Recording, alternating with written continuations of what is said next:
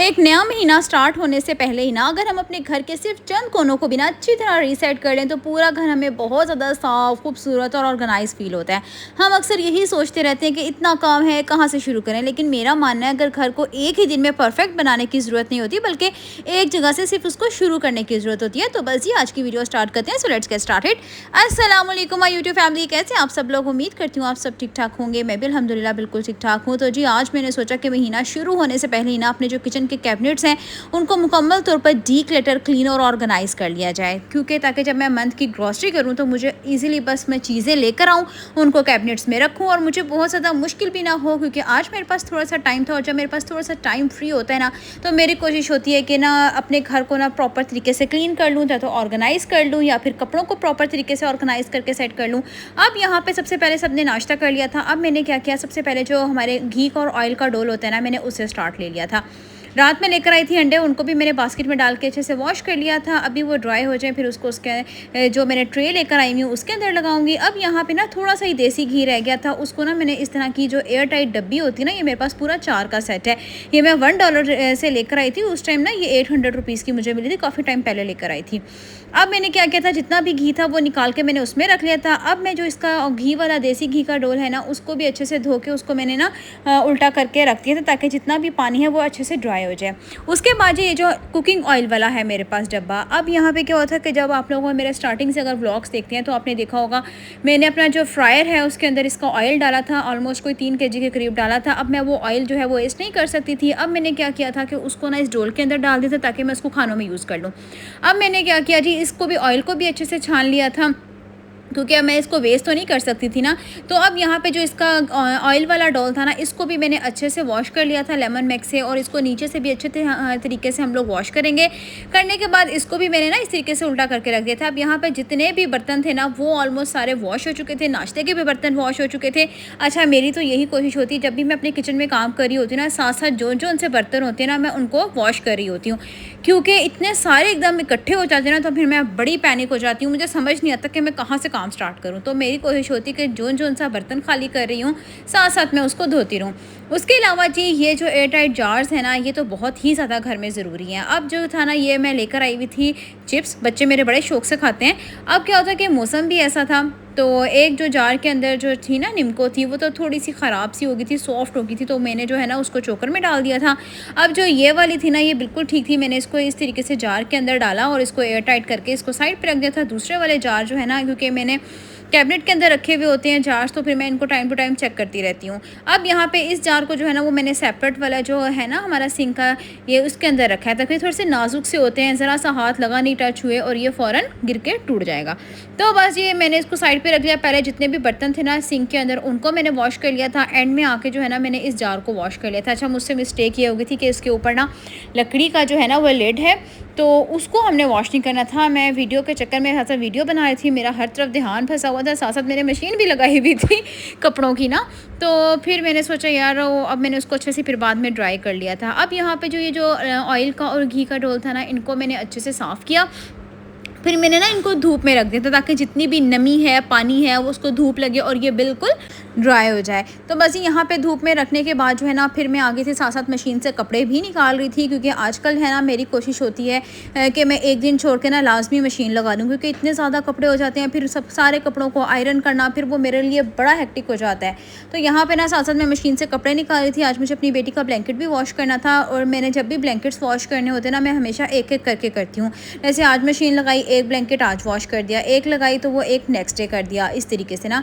तो अब यहाँ पे जो है ना सारे बर्तन वगैरह वॉश हो चुके थे, डोल वगैरह भी धुल चुका था ऑयल का और घी का। अब ये वाला जो कैबिनेट है ना जो आटे वाला है, ये तो मैंने कुछ दिन पहले ही इसको साफ़ किया था, क्योंकि जब मैंने चक्की पे गंदुम ली थी पिसने के लिए, आटा आया था, तब मैंने इसको क्लीन किया था और आपके साथ भी शेयर किया था। उसके अलावा मेरा एक ये वाला कैबिनेट है, इसके अंदर ना मैंने सॉसेस हो गई, सिरका हो गया, चीनी, चावल, दूध जो भी होते हैं ना वो मैं इसके अंदर रख देती हूँ।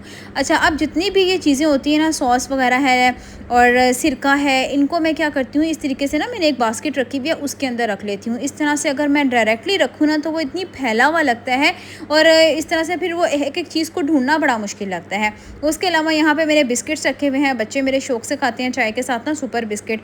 और यहाँ पे एक चीनी रखी हुई है मैंने। बस यहाँ पे कैबिनेट को हल्का सा मैंने कपड़ा लगाया लगाया तो ये एकदम नीट एंड क्लीन हो चुका था। बस यहाँ पे सेमियाँ थी थोड़ी सी पड़ी हुई, उनको भी मैंने साइड पे रख दिया था।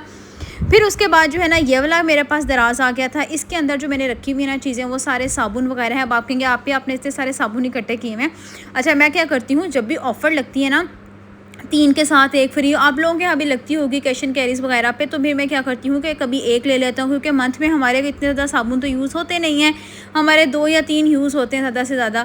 तो यहाँ पे जो है ना फिर मैं इकट्ठे करती रहती हूँ ताकि जब भी ज़रूरत पड़े ना घर में पहले से ही चीज़ हो। उसके अलावा जब भी मैं अपने किचन में काम कर रही होती हूँ ना, तो होता ये है कि कोई चीज़ अगर मैंने डब्बे के अंदर डाली ना तो मैं जल्दी कैबिनेट इसके दराज के अंदर रख देती हूँ। अब मैंने जितनी भी बची हुई चीज़ें थी वो इसमें से निकाली। इसके अंदर रुमाल जो है ना मेरे पास, जब मैंने अपना ये ऊपर का पोर्शन सेट किया था ना, तो मेरे पास ना 2 बॉक्सेस थे प्लेट्स के ना, तो मैंने उसके अंदर रुमाल सेट करके रखे हुए हैं, वो रख दिए थे और सारी चीज़ें बाहर निकाली थी। और ये वाला जो मेरा कैबिनेट है ना, ये ऑयल का है, घी का है। इसके अंदर जितनी भी ऑयल और घी की चीज़ें होती हैं ना, ये चूल्हे के नीचे वाला कैबिनेट है, इसके अंदर रखती हूँ। आप लोग भी जब भी ऑयल और घी रखते हैं ना तो कोशिश करें डायरेक्टली उसको फ्लोर के ऊपर ना रखें, क्योंकि अभी ये टाइल इतनी ज़्यादा ग्रीसी थी ना, बहुत ज़्यादा। और यहाँ पे जो ऑयल की कढ़ाई होती है ना उसको भी डायरेक्ट ना रखें।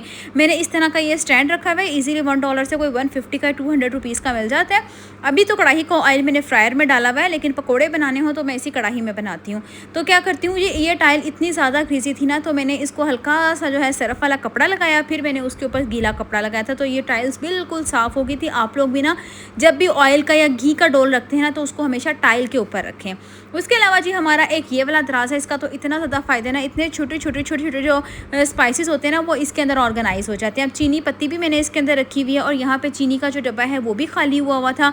बस इस डब्बे को भी मैंने ऊपर से अच्छे तरीके से साफ़ किया, क्योंकि कभी ऑयल का हाथ लग रहा होता है, कभी घी का, कभी कुछ, कभी मैदे का हाथ, क्योंकि कभी मैं मैदे का काम कर रही हूँ, क्योंकि अगर चिकन ब्रेड बनानी हो तो फिर उसमें थोड़ी सी चीनी ऐड होती है, तो फिर उसके हाथ बहुत ज़्यादा लग रहे होते हैं। तो यहाँ पे फिर मैंने क्या किया, अब जितने भी यहाँ पे ये दालों वाला जो मेरा ऊपर कैबिनेट है ना, ये मेरा सेपरेट है, और जो स्पाइसेस वाला है वो मैंने सेपरेट करके रखा हुआ है। अब मैंने क्या किया, जितने भी इसके अंदर जो थी ना दालों वाले बॉक्स थे वो सारे निकाल लिए थे, और कपड़ा लगा के इसको अच्छे से साफ़ कर लिया था।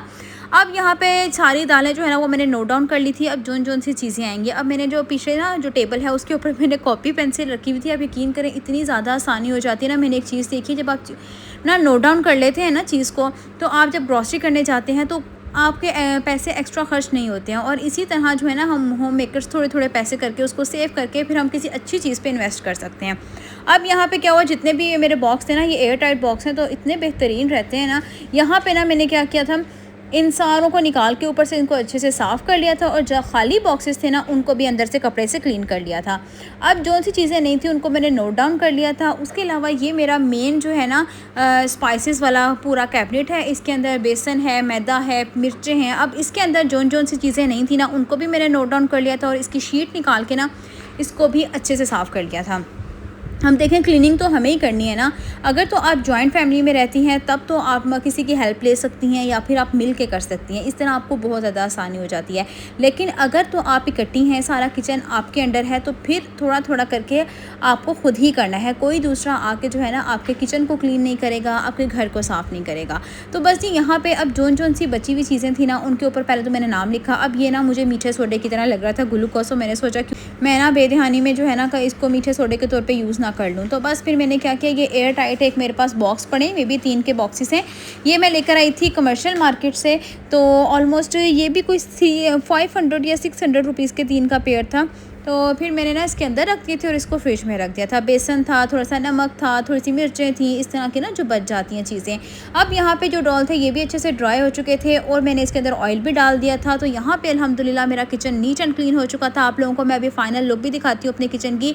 ये वाला कैबिनेट है, ये भी साफ़ हो चुका था। अभी मैंने ये दोनों ओवन भी साफ़ किए थे। वीडियो बहुत ज़्यादा लंबी हो जानी थी, तो बस मैंने सोचा इतनी लंबी वीडियो नहीं बनानी, क्योंकि किसी के पास इतना टाइम नहीं होता कि बैठ के इतनी लंबी वीडियोज़ देखें। तो ये वाला दराज भी अल्हम्दुलिल्लाह साफ़ हो गया था, और ये वाला भी। अब सारे कैबिनेट्स आप लोग देखते जाएं, जोन से मैंने नीट एंड क्लीन कर लिए थे, और हर चीज़ को मैंने नोट डाउन कर लिया था।